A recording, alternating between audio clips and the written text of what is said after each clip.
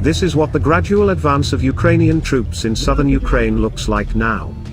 The infantry is moving ahead and clearing enemy trenches, while the armored vehicles are moving behind them along a route that has already been checked for mines. With such tactics, do not expect quick breakthroughs, but the defense forces of Ukraine bear minimal losses. Only after the breakthrough of the main defense lines will the classic attacks of armored vehicles together with infantry led by tanks begin. To understand what this tactic gives, let's look at some numbers in the dynamics of the Ukrainian offensive and Russian attempts to attack in some directions. Let's take the Oryx data for the last published 10 days. Some of the numbers in the reports are old equipment, but most are fresh casualties on both sides. A peculiarity of the statistics of the summer campaign is that the Ukrainian defense forces conduct their actions in the mode of semi-silence. Therefore, especially with regard to Ukrainian losses, the supporting video and photographic material is mostly independent or of Russian origin.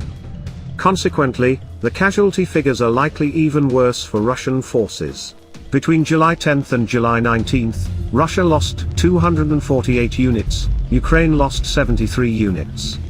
The ratio of losses for these 10 days is 3.4 to 1. Losses by type of equipment. Tanks, 46 to 12. At that, the last big losses of the AFU were recorded in the report for July the 10th to the 11th with 8 tanks. Since that time the ratio of 33 to 4 in favor of Ukraine has been recorded. Armored fighting vehicles and infantry fighting vehicles, 58 to 18. The same, the last heavy losses of Ukraine were recorded in the report for July the 10th to the 11th with 13 vehicles. Armored personnel carriers and light armored vehicles, 33 to 29. Here everything is more, less even. Both sides are actively using light armored vehicles. Why Russia loses a lot of such armored vehicles? On the photo you see the old largest Soviet BMP-1 storage base in Buryatia. Already more than half of the base is empty. The enemy has lost a lot of modern vehicles on the Kharkiv and Kiev direction since the beginning of the invasion of Ukraine. The only way for Russia to support its troops is with old USSR equipment, but it loses significantly in this war. This is one of the reasons for such inflated losses. Artillery, 28 versus 8. Here the numbers are clearly underestimated by OSINT specialists. Perhaps, in both directions. Because fixing the results of counter-battery work is quite a complicated thing.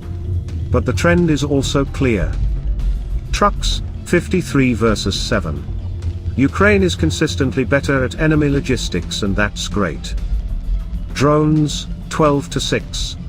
These are mainly operational tactical level drones and during this time the Ukrainians lost 1 Baykar Bayraktar TB2. What else do these numbers tell us? They show us quite clearly how the gap in the quantity of equipment is narrowing. Qualitatively, the advantage is already on the side of Ukraine. Yes, it's not a quick process. But the rate of Russian losses of the same tanks far outstrips the rate of their restoration and modernization, even if we take only a very conservative estimate of Oryx. And so it is for almost all types of equipment. The Ukrainian offensive began without an actual advantage of 2 to 3 times as it should have been and without mopping up the enemy with air power, which is still lacking. Such systematic loss ratios should lead to one result: the enemy will not be able to hold the 200-kilometer front line in the south at a certain time. Mobility and speed of reactions after breaking through the enemy's defense line will be the key factor after the exhaustion and breakthrough stages. And many armies of the world can learn mobility from the Ukrainians.